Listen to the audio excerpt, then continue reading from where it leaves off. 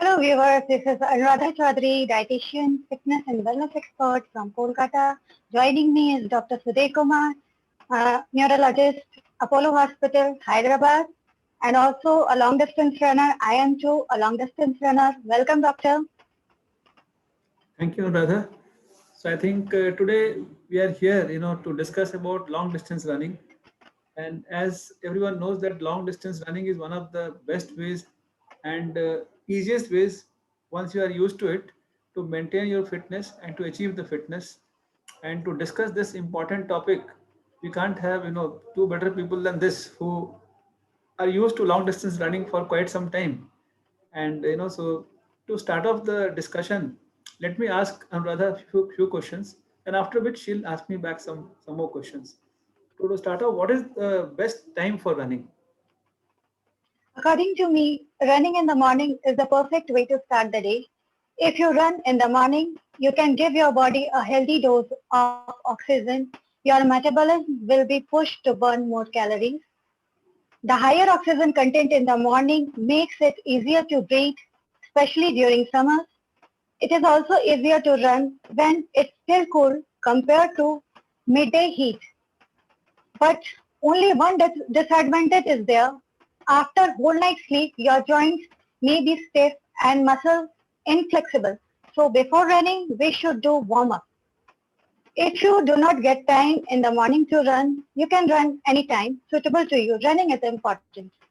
So Time this, doesn't matter, whatever time you get, time is flexible to you, but I prefer morning, the best time for the running. thank you. I think it helps, and choose morning as much as possible. If not, any time is fine. And the next question is, how many days per week one should run? 5 days in a week is sufficient. 5 days, 30 to 40 minutes, 5 days for the beginner. And if you are athlete runner or you are used to of long running, you can at least do 16 kilometer in a day, uh, 6 days in a week. Yes, so I think it is variable. So it's not that right from the beginning you should aim for high mileage. Start slow, build up your stamina, Yeah, endure. if you are beginner, start from less kilometers and then gradually increase according to your endurance level and your body capacity.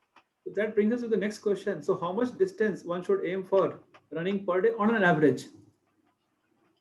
On average, if you are beginner, then plan for 5 kilometers and gradually you should increase the number of kilometers. But if you are planning for long distance running or marathon, then plan for 10 miles in a day. So I think the next important question comes is, where should one run? Like we have multiple options. One we have running outdoors, and second is the two is running on the treadmill. So between the two, what would you prefer, and what are the reasons for you to choose one? Obviously, outdoor running is better because it is inexpensive. Need not to buy gym membership or expensive treadmills. It allows you to enjoy nature and breathe fresh air. It burns more calorie as compared to indoor running because you are running against air, against bad weather. So uh, in a heated weather also, so more number of calories are burned when you are running outside. When you are running in the morning, you get vitamin D. Less chances of injury and infection is there since you are running in open area. So chances of infection are less as compared to gym or in a closed room, especially during the COVID period. Your speed and pace depends on you when you're running outside. When you're tired, you can walk, and when you're comfortable to run, you can run. All your speed and pace depends on you. Well, when you're running on a treadmill, uh, you need to change the speed when you are not comfortable. I think it's important because both of us have run on treadmill before, and now we are running outdoors. So it is based on the personal experience also that what you said makes sense. So the next question comes, every sport we need to invest in something, and in running, the major investment comes in the form of shoes. So what do you suggest about proper shoes? How much role does shoes play, and in long distance running? Good morning shoes provide midsole cushioning and arch support. The midsole is the area between ball and heel of your foot, and cushioning provided by your running shoes can reduce some stress placed on your heels, ankles, and toes during a run, which also prevents from knee, hip, and back pain, as well as tendonitis and joint pain. So invest in a good quality of running shoes. Very important. And how frequently one should change their shoes? It is very important to change your shoes within 3 to 6 months. And if you are regular running, then between 500 kilometer to 800 kilometer, change your running shoes. It all depends on your practice, how long you run every day. Thank you. I think the next question comes, when one starts running, one of the aims is to compete in half marathon or full marathon. So what would you tell your viewers, if they're planning to run their first half marathon, how should they train for that? If anyone who is planning for half marathon, just like other sports, you have to plan a training schedule. It's very important. Depending upon your ability, current endurance level, you have to plan a practice chart or training schedule. Start from less kilometers, like 5 to 6 kilometers in a day, and gradually increase the number of kilometers, that is 10 to 15 miles per week, or 25 to 30 miles per week, depending upon your ability and endurance, which should be gradually increased. So training chart is very important. Training schedule is very important. You can get a training schedule from good marathon experts as well. Second is cross train yourself at least 2 days in a week, because to increase your endurance level. The cross training will increase your endurance level. You can include cycling, swimming, or walking 2 days in a week. Third is strength training, very important. Weight training to build muscles. Key muscles to be focused, especially glutes, hamstring, quads, and calf. Because when you are running, you are not running on your knees or on your foot or on your ankle. You are running with the help of full support of your body, including core and the muscles, that is glutes, hamstring, quad, and calf. So all these muscles, complex muscles, would be trained properly. Next is stretching is very important before and after running. It reduces the stress on the muscles. It helps in recovery. Eat healthy. When you are eating, eat 65% of your meal which contains complex carbohydrates, 25% unsaturated fats, and 10% protein. Because when you are running, you are getting energy from your food. That is 65% of energy you are getting from carbohydrate, 25% from unsaturated fats, and 10% from protein. So plan a good diet chart when you are planning for half marathon. Stay hydrated. Very important to hydrate yourself before, during, and after running. One day you should include, that is the rest day. Very important. If you are running 6 days, then one day should be the rest day to recover our muscles.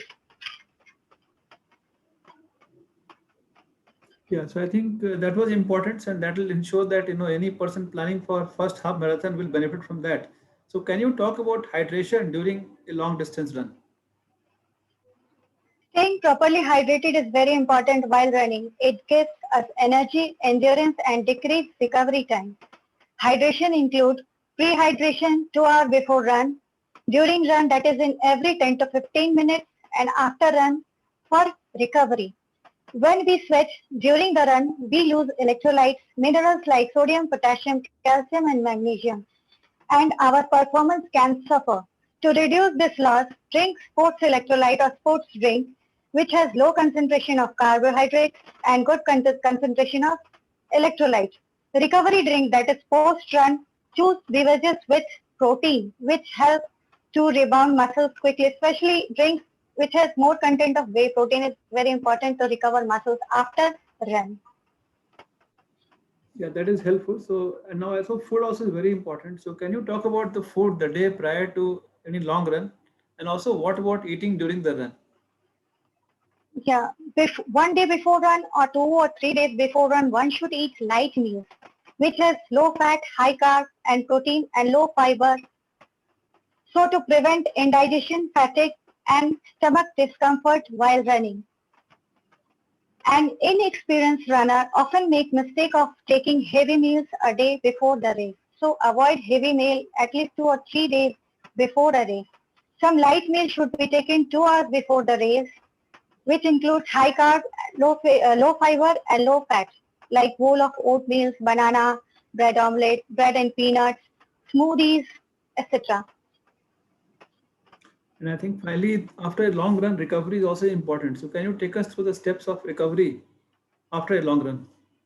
have made 5 steps of recovery. First is hydration. Hydrate yourself. After running, you should hydrate yourself with a good electrolyte and protein drink which has high content of whey protein. Second step is stretch major muscles so to recover from injury. Third is if possible, take an ice bath. Fourth is eat proper healthy meal with complex carb and protein after the run. And last is proper rest, which is always required.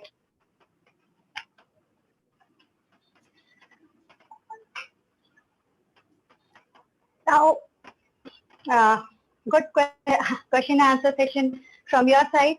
Now I'll ask few questions from you.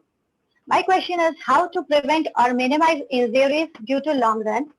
What are the common injuries due to long distance running? And that's a very useful question because when anyone takes up long distance running for a longer period of time, one concern is the risk of injuries that can happen. And for the purpose of definition, anyone who runs more than 3 kilometers per day comes under this category of long distance running. But obviously, as we can expect, the risk of injuries increase if the total mileage increases. And for the cutoff, if someone extends more than 40 miles or 64 kilometers per week, which comes to almost, let's say, about 9 or 10 kilometers per day. Beyond that, the risk of injuries increase. And also it depends on the pace. If somebody is running at a lower pace, the risk of injury is lesser. Higher pace, they can have more injuries. And mostly the brunt of injuries fall on the lower limbs or the legs. And common areas are knees, and then the lower leg, the feet, and also the thighs. So these are the 4 areas affected. And if you have to look at the type of injuries that can happen, so one is the medial tibial stress fractures, and also sometimes what is called tendinopathy. Achilles tendon can get inflamed and painful. The plantar fascia, which is at the soles, that can get swollen and become painful. And also sometimes the calf muscles, there the gastrocnemius and soleus, they can have strains and tears. So these are the common problems that can happen. So I think one common thing what Anu also mentioned is that if somebody does some kind of stretching and relaxation exercise before running, warm up kind of exercises, that is helpful in preventing these injuries.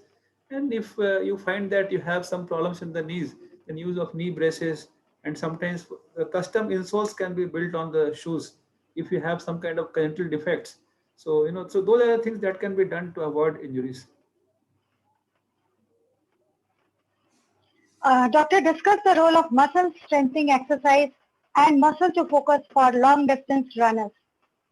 So to run, one needs muscles, and if you have good muscles and the strong muscles, you can have a better run. You can run faster, and also you can run for longer duration. And the main muscles that one uses are again the lower limb muscles, the use of quadriceps and the hamstrings, which are in the thighs, in the front and the back respectively, and then the calf muscles. And of course, it's not only the leg muscles, as Anu also pointed out, that one uses back muscles and abdominal muscles. So these muscles also need to be worked on. So one is to build up the strength in these muscles, and then after any long run, bit of stretching and relaxing these muscles also helps. And she's also a good believer in massage. So she always recommends that at least once in 2 weeks, one should go for a good massage of whole body muscles, and that will keep the muscles relaxed and toned for much longer duration. Okay, doctor. How can one keep oneself motivated for long runs over a long period? Yes, I think many people always wonder that how can somebody run 10 kilometers per day? Because I know people who run 10 kilometers once in 6 months or once in a year. They feel that they have done a great job. And then if you have a person who has to run 10 kilometers on daily basis, how can that person maintain the motivation? Where that person gets the motivation from? Many people have asked me that question. I'm sure people have asked you also the same question. Yeah. How do you get the motivation? So motivation can be multiple. It can be variable. The main reason is the self motivation, that if you are running, you are doing for the self. It's not to show off and to impress others. That's not the main reason. We feel fit, it's one of the methods to improve our fitness. If it can be somebody who's overweight, it can be a method to reduce the weight and maintain the weight. And of course all runners know there's something called runner's high. Once you complete the run, you may have run thousands time. Okay, you have been running for 6 months, but you'll get the same feeling when you finish your after 6 months also, after you finish your 10k or 12k or 14k, whatever you're running, the high which you get at the end of running, there is no match to that. It's unmatchable. And that the reason is in the brain, the chemical called dopamine, which makes you happier. So you run to feel happy, to feel self-motivated, to boost up your confidence and ego, and to maintain yourself fit over a longer time. Yeah, your aim is your motivation. Yes. Discuss the importance of having running buddies or partners. Very important.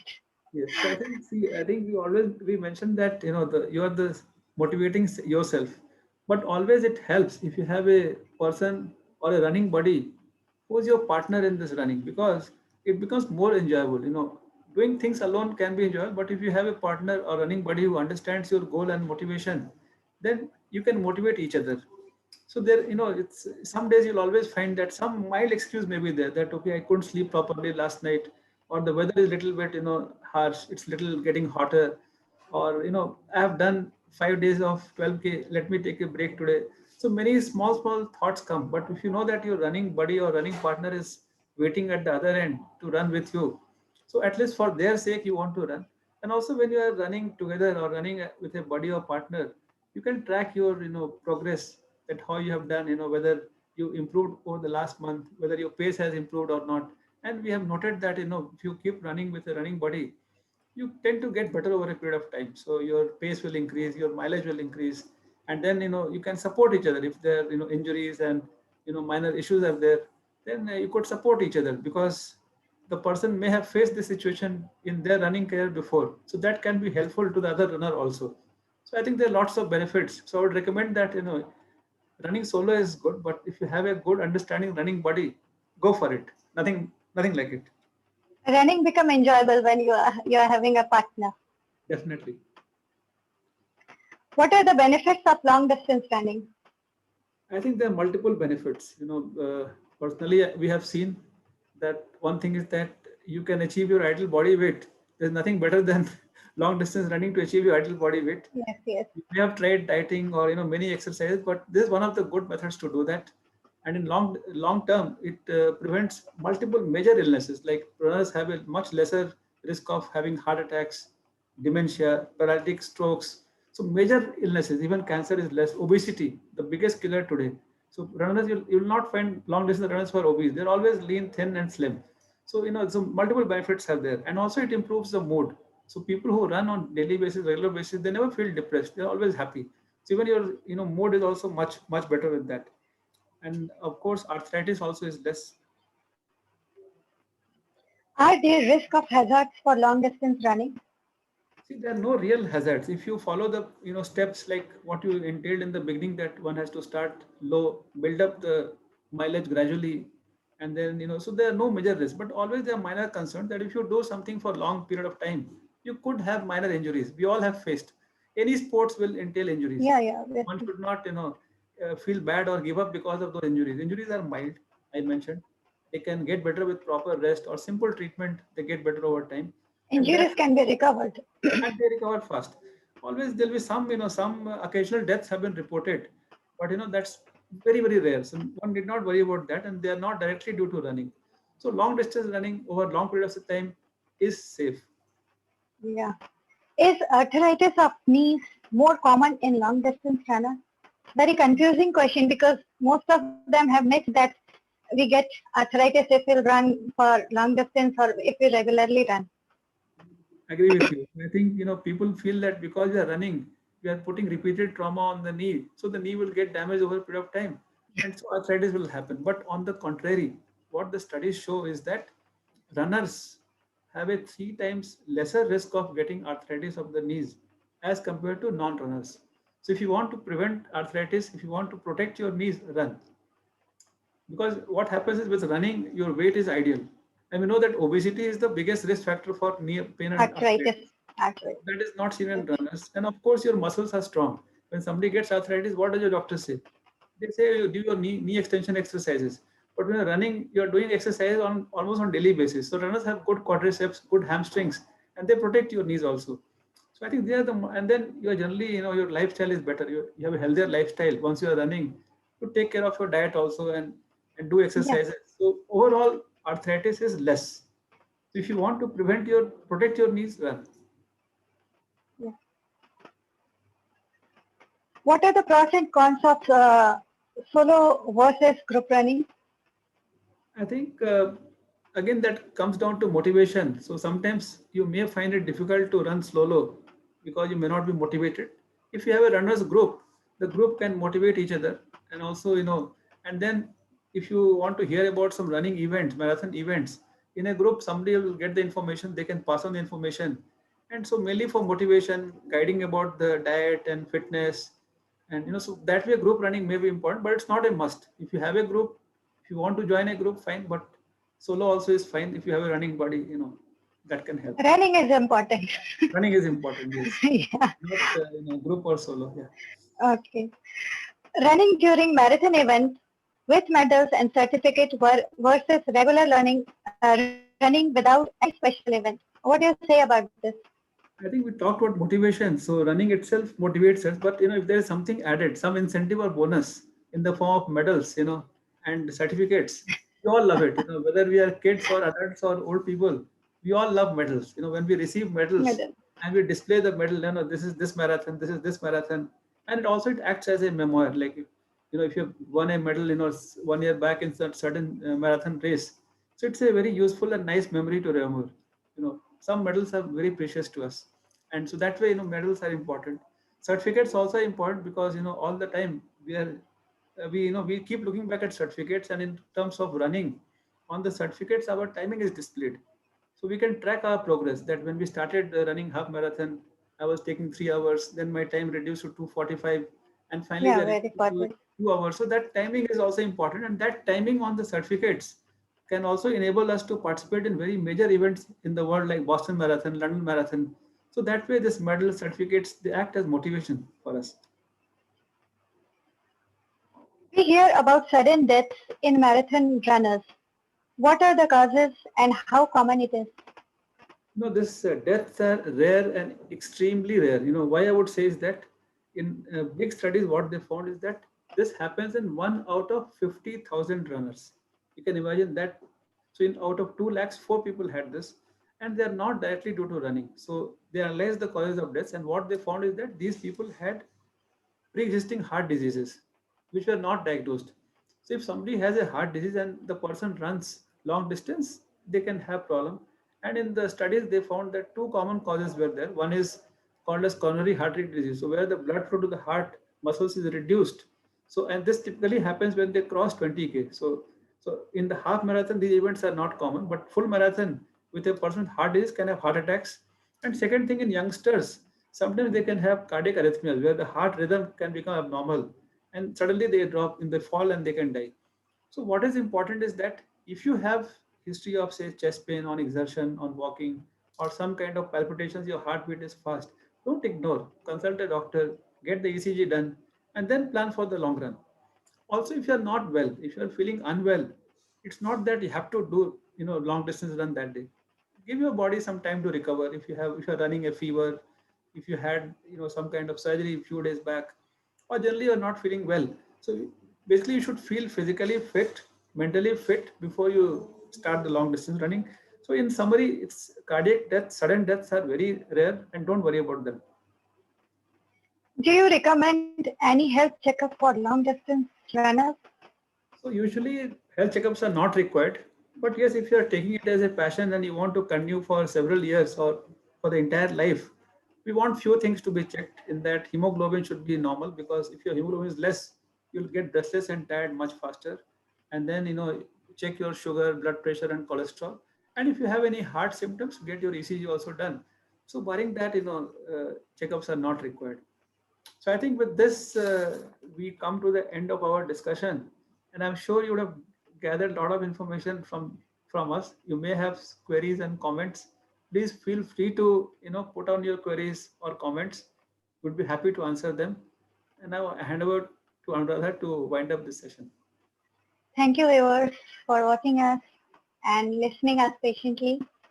If you have any queries, do write to us. Do like and share our videos.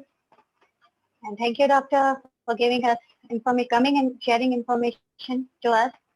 Actually, I want to tell you one thing. We both are running buddies and we both were overweight. This year we started virtual running, right? Correct, correct. Okay. And the Now, difference is very obvious, almost 10 kgs weight loss in 6 months or so. yeah, we started from everyday 5K, and today we are doing 15K every day, and at least one half marathon in a month. Yes, that's great. Yes, And we are more fit than before, what definitely. were before. Thank you, doctor, for coming here. And now closing the session. Sure. Bye bye, everyone. Yeah, thank you very much.